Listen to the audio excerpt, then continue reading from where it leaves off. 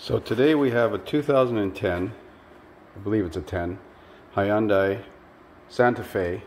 It's here for a number of reasons.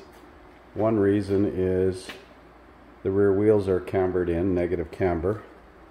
So I've already checked this thing. It needs upper control arm because the upper ball joints are worn. It needs lateral links, needs rear brake pads, rear rotors, front pads, front rotors, and stabilizer link on the left front, as well as a water pump. So let's get going. So let's have a look at some of the concerns here. Here's the back of the front rotors. The brakes are only doing about 1/3 on the inboard side of the brake rotor. The back here, you can see the brake pad is done. Right down to the steel on this brake pad. Yeah, I'm looking at this rear suspension stuff. We have to drop this exhaust. Hopefully this is going to come apart here. Looks pretty clean actually. I'm not going to jinx it. We'll heat those nuts up and drop them. I'm going to leave the drive shaft attached and just drop it in the center here and drop it at the front. Hopefully can drop this whole subframe assembly because the upper control arm needs to be replaced. So do these lateral links here. So I got new lateral links. These links, these new self-adjusters. I mean, there's no way this is going to turn. Hopefully these are okay. Not going to worry about those. But it's the upper ball joint that is shot up there, and you can't get the upper ball joint because it's part of the control arm. So you got to drop the whole subframe. So we're going to undo the brake calipers and support them. Undo the exhaust. Oh, this has got a trailer hitch on it too, so that might compound things because you got to drop the exhaust. Well, we'll see. On the stabilizer link up here. So this side's original, and this side's been changed. Hasn't been greased in a while, but it's been changed and it doesn't have play in it that I can see. So we're going to just grease it and replace the other one. So I dropped the hanger bearing, and of course one of the bolts broke off. So, and it happens to be the one above the exhaust. Of course, can't be this one that's straight on. So I'll have to drill that out. Put a tie wrap to hold the drive shaft up. I can't get the exhaust out. I've undone the clamps, but it won't come out because of the trailer hitch. Normally you just drop the back end down and fish it out. So I'm going to leave it up there and lower it with the suspension. These bolts have to come out. This nut, this big bolt, this nut. I took the shield off of here. There's a shield for the fuel filler pipe. It goes around here. I've already taken that off. Disconnect the clutch. Guess that's a Haldex clutch.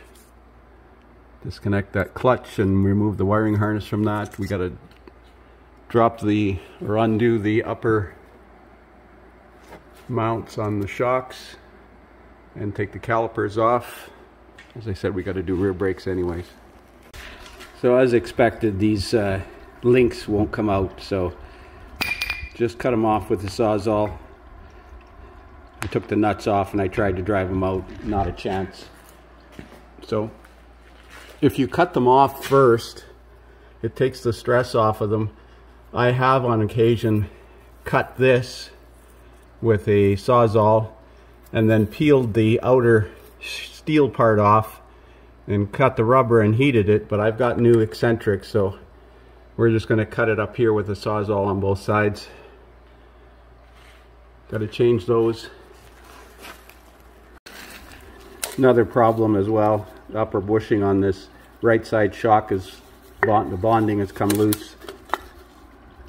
So this one's okay, but we'll change the rear. We're going to have to change the rear shocks. You can see the bushing has come out.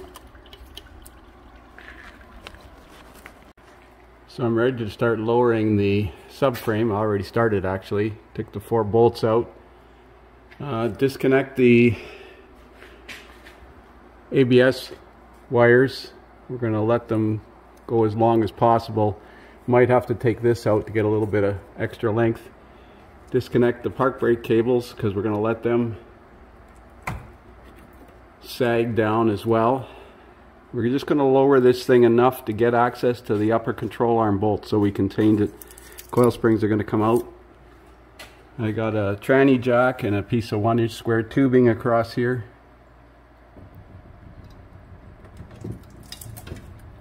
Carefully lower it.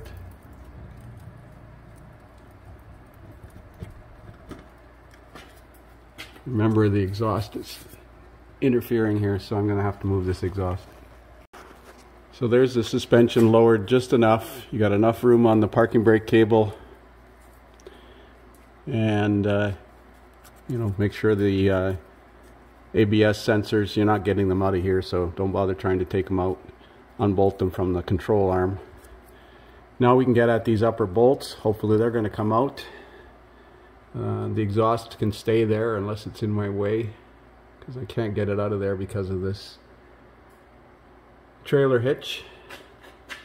And of course the drive shaft, that's why we dropped it in the middle, so that it could just lower with everything, and it can stay on the tranny jack here while we change these upper control arms.